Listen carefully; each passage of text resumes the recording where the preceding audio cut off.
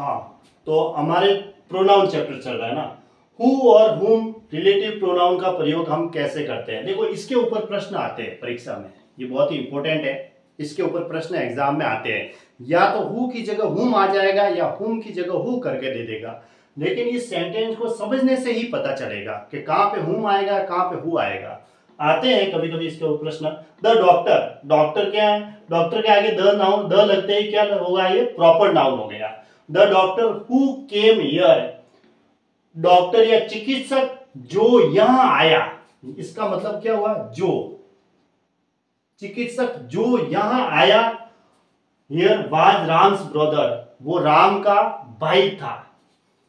The doctor मतलब चिकित्सक, who came here जो यहां आया, वो राम का भाई था, राम का भाई था। वाज राम्स ब्रदर लिखा हुआ है। You come came, come second form होती है केम, यानी सिंपल पास्ट टेंस है। इसका मतलब हुआ जो, तो इसका मतलब ये सेंटेंस एकदम सही है। ये सेंटेंस मैंने सही लिखा। अगर एग्जाम में या हुम करके दिया जाता है तो वो गलत है। द डॉक्टर हुम आई मेट, चिकित्सक जिससे मैं मिला, जिससे, देखो सेंटेंस को पढ़ते हैं। द डॉक्टर हुम आई मेट टुडे, चिकित्सक जिससे मैं आज मिला, वाज राम्स ब्रदर, वो राम का भाई था, वह मतलब राम का भाई था। ये सेंटेंस सही है। दोनों में फर्क कितना है, सेंटेंस को समझना है। यहां देखो डायरेक्ट क्या आया, वर्ब के बाद ऑब्जेक्ट आई है, और यहां सब्जेक्ट के बाद वर्ब आई वापस। थोड़ा सा फर्क तो है इसका मतलब मीनिंग में। डॉक्टर एंड चिकित्सक जो, the doctor who came here, चिकित्सक जो यहां आया, वाज राम्स ब्रदर, राम का भाई था। द डॉक्टर हुम आई मेट टुडे, चिकित्सक जिससे मैं आज मिला, वो राम का भाई था। अब यहां हुम सही आया और यहां हु सही आया। एग्जाम में वो क्या करेगा, या तो यहां हु करके दे देगा और ये वाला सेंटेंस होगा, और यहां हुम करके देगा तो वो गलत हो जाएगा। ये दोनों सेंटेंस मैंने सही लिखे हैं, दोनों सेंटेंस है वो एकदम सही है। यहाँ पे हु आएगा और यहाँ हुम आएगा। दोनों का मतलब क्या है, यहाँ देखो सब्जेक्ट के बाद वर्ब आई है, इसलिए हुम का मतलब अलग हो गया कि चिकित्सक जो जिससे मैं आज मिला, मीट से फर्स्ट फॉर्म होती है, मेट होती है सेकंड फॉर्म, जिससे मैं आज मिला वो राम का भाई था। और इसमें चिकित्सक, the doctor who came here, चिकित्सक जो यहाँ आया वो राम का भाई था। हियर का मतलब यहाँ। इन दोनों में फर्क इतना सा है। दोनों सेंटेंस मैंने सही लिखे, दोनों का मतलब ही समझना है। दैट का प्रयोग टू एंटीसीडेंट के बाद होता है, जहां एक तरफ हु और दूसरी तरफ विच के प्रयोग की जरूरत होती है। देखो ये लिखा हुआ सेंटेंस है, many are the mean and countries that I saw. Mean क्या है, मैन का प्लूरल है मीन, यानी कि ये एक व्यक्तियों के लिए है, तो ये तो इसके लिए रिलेटिव हु आता है, और कंट्रीज होते हैं देश, तो इसके लिए रिलेटिव दैट आता है। विच आता है मतलब जगह हो गई, विच तो कंट्रीज क्या हो गए, देश हो गए, यानी वो एक प्लेस हो गई। ये तो विच के लिए, और ये हु यानी व्यक्तियों के लिए। एक तरफ व्यक्ति है और दूसरे तरफ देश है, एक जगह की बात हुई है और दोनों को जोड़ा गया है, तो उसके बाद रिलेटिव प्रोनाउन दैट आएगा। ये दोनों के हिसाब से आ गया।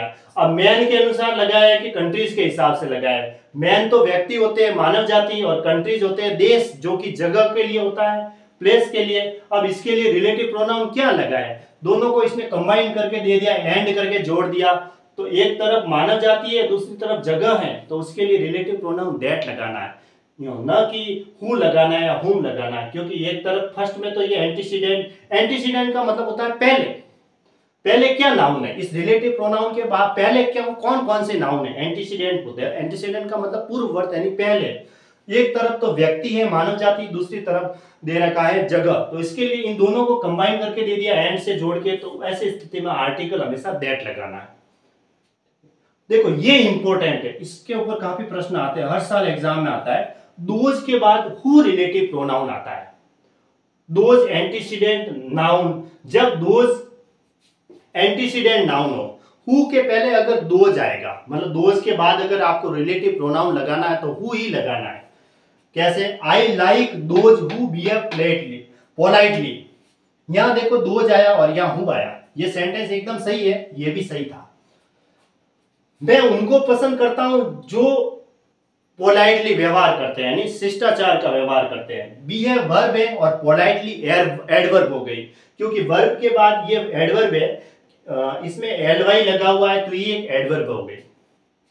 तो दोज के बाद हु आएगा। या एग्जाम में देखो हु के पहले या देम ऐसा कुछ करके दे दे या दोज के बाद हुम करके दे दे तो वो गलत है। दोज के बाद हु लगाना है। किसी भी सेंटेंस में आप इसके ऊपर प्रश्न भी आते हैं, शायद सीपीओ एसआई में भी आते हैं, सीजीएल में भी आते हैं, दोज के बाद हमेशा हु लगाना है।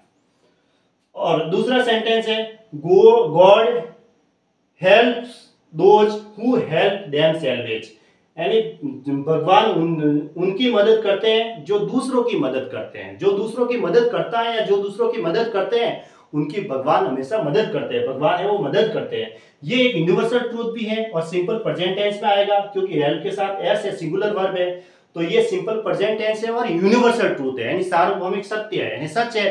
भाई भगवान उनकी मदद करते ही हैं जो दूसरों की हेल्प करते हैं। यहाँ लिखा हुआ है दोज, यानी जो दूसरों की हेल्प करते हैं, दूसरों की मदद करते हैं, भगवान उनकी मदद करते हैं। तो देखो दोज के बाद हु आया, हु के पहले एंटीसीडेंट क्या है, दोज है, तो दोज के बाद क्या आएगा, हु आएगा।